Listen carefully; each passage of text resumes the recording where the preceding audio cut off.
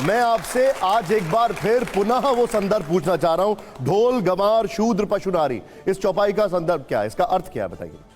आप भी बहुत जानकार हैं, पढ़े लिखे हैं और कड़े भी हैं, घुटे भी हैं।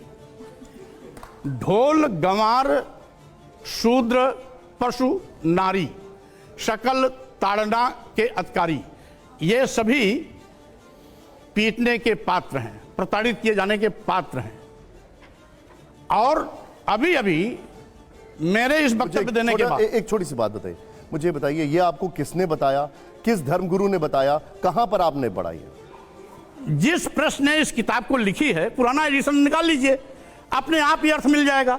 ये नया एडिशन अभी छपवाए हैं मेरे बयान के बाद, 36 लाख 40 लाख कितना नया एडिशन में इन्होंने परिवर्तित किया है। मैंने आपको इंटरजेक्ट कर दिया, जरा समझा दीजिए उसका मतलब क्या है। एक चीज, अभी उसी रामचरितमानस में एक प्रसंग और है, सापत ताड़त पुरुष कहंता, सापत ताड़त पुरुष कहंता, पूजहि विप्र कहें सब संता। तो इसमें ताड़न का अर्थ अभी भी मारना पीटना प्रताड़ित करना है। अभी भी एक जगह तो बदल दिए, लेकिन उस वहां पर कल्याण प्रेस वालों का ध्यान नहीं गया, वो अभी भी यथावत बना हुआ है। इसलिए मैं कह रहा हूं कि आप अपनी आवश्यकता के अनुसार अगर अर्थ बदल सकते हैं तो अपनी आवश्यकता के अनुसार इस देश के शूद्र समाज को, आदिवासी दलित और पिछड़े समाज को, देश की महिलाओं को अपमानित करने वाले उन पंक्तियों को भी हटाने का काम कर सकते हैं। अर्थ ना बदलना ना बदलना जो उसकी व्याख्या कर रहा है उसके ऊपर निर्धारित करता है, ना कि जो उसमें लिखा हुआ है। जो लिखा हुआ है वो तो आपको कोई संत, कोई ऐसा व्यक्ति बता सकता है जो उसके बारे में जानकारी हो। जो व्याख्या है, जो इंटरप्रिटेशन है, वो तो कोई भी इंसान, यहां पर जितने भी बैठे हैं, हर कोई अपने अनुसार अपने अपने तरीके से कर सकता है, जिसके अंदर जो सा भाव है। आप तुलसीदास की लिखी कोई भी रामचरितमानस पुरानी उठा लीजिए, ढोल गंवार शूद्र पशु नारी सकल ताड़ना के अधिकारी में यही अर्थ आएगा, मारना पीटना प्रताड़ित करना। और अभी जो संशोधित सर्ग आया, संशोधित उसका खंड आया है, उसमें शिक्षा से जोड़ दिया। तो अगर देश की महिलाएं शिक्षा की पात्र हैं, जिसको पहले शिक्षा दिया ही नहीं जाता था, तथाकथित हिंदू धर्मावलंबी देश की समस्त महिलाओं को शिक्षा से वंचित कर दिया था, देश के शूद्रों को शिक्षा से वंचित कर दिया था। अगर आज और सुनिए, नारी शूद्रो न दिहेताम, स्त्रियों और शूद्रों को पढ़ने लिखने का अधिकार नहीं है। बता रहा हूं, अगर मैं आज आपको उस चौपाई का एक बहुत बड़े संत द्वारा, जगत गुरु द्वारा एक और उसका वर्णन बताऊं तो आप उसको मानेंगे कि नहीं मानेंगे? मैं इस प्रकार के पोंगापंथी व्यवस्था में यकीन करने वाले किसी भी संत की बात को नहीं मान सकता। एक मिनट, अब मुझे आपसे अगर कोई जगत गुरु है, मैं आप सभी से पूछ रहा हूं, जगत गुरु की आप लोग बात मानेंगे कि नहीं मानेंगे? हाँ या ना? जोर से हाँ या ना?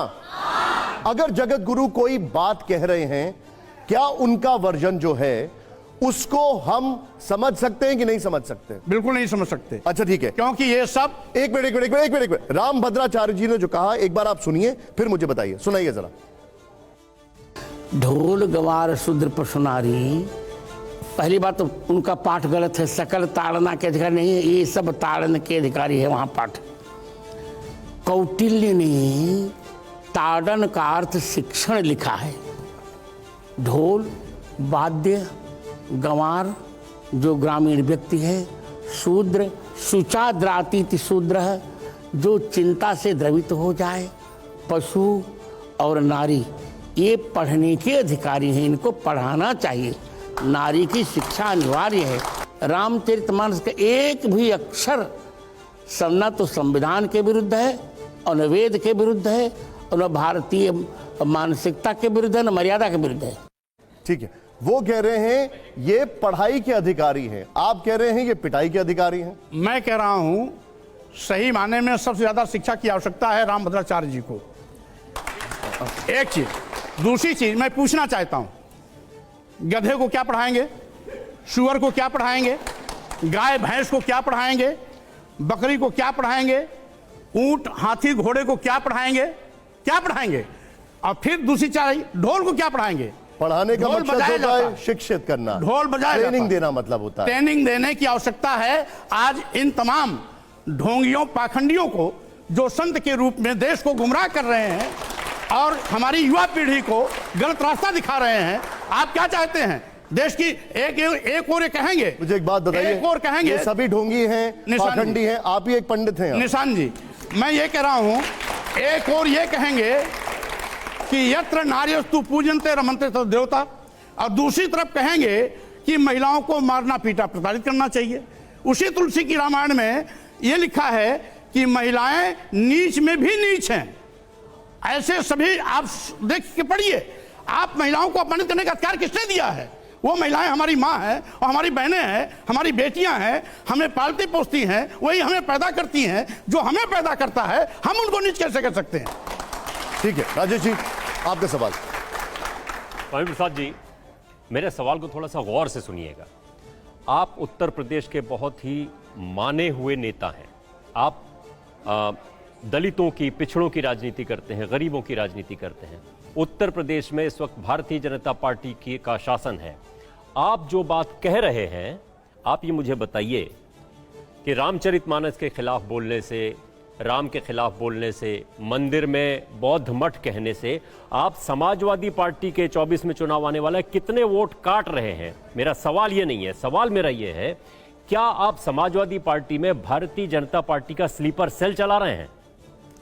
कुल मिलाकर के जोशी जी, मैं आपको कहना चाहता हूं, ये राजनीतिक बयान नहीं है।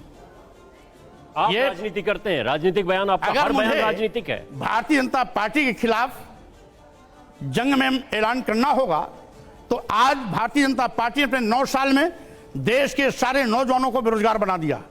करोड़ों नौजवानों की आज बेरोजगारी। नहीं, मेरा सवाल ये नहीं था ना, मेरा सवाल ये नहीं था। मेरा सवाल ये है आपसे, जो बात आप कह रहे हैं रामचरितमानस के खिलाफ, हिंदुत्व की पूरी राजनीति हिंदुस्तान में चल रही है। समाजवादी पार्टी के वोटर जो हैं वो हिंदुओं भी हैं।